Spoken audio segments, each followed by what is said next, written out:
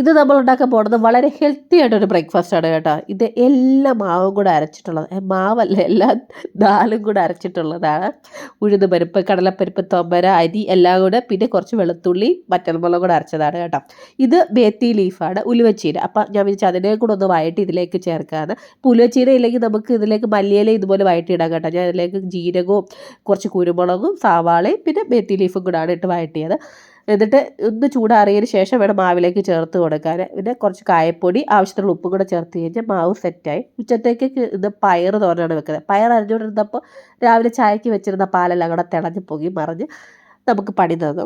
അപ്പോൾ ഇനി ദോശ ചുട്ടെടുക്കാം കേട്ടോ. നല്ല ക്രിസ്പി ദോശയാണ്, നല്ല ഹെൽത്തിയാണ്. ഇതിലേക്ക് നമുക്ക് നല്ലെണ്ണ, നെയ്യ് എന്ത് വേണേലും ഒഴിച്ചു കൊടുക്കാം കേട്ടോ. അപ്പം ഞാനിങ്ങനെ ചൂടോട് ഇത് തിരിച്ച് എടുത്തതിന് ശേഷം ഇതിലേക്ക് കുറച്ച് ബട്ടർ ഒന്ന് അപ്ലൈ ചെയ്ത് കൊടുക്കും. അത് നല്ല ടേസ്റ്റാണ് കേട്ടോ.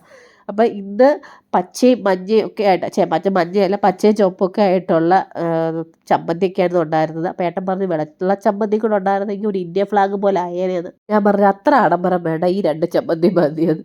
അപ്പോൾ ഉച്ചക്കത്തേക്കുള്ള പയറുതോരനും മുട്ട പൊരിച്ചതൊക്കെയാണ് വശിക്കുട്ടിക്ക് വിമാനം കൊടുത്തു വിട്ടത്. അപ്പോൾ ഏട്ടൻ്റെ വർക്ക് ഫ്രം ഹോം ആയതുകൊണ്ട് സമാധാനത്തെ ഇരുന്ന് ഫുഡ് കഴിക്കണത്. അപ്പോൾ നല്ല ടേസ്റ്റ് ഉണ്ടെന്നാണ് അവിടെ നിന്ന് പറയുന്നത്.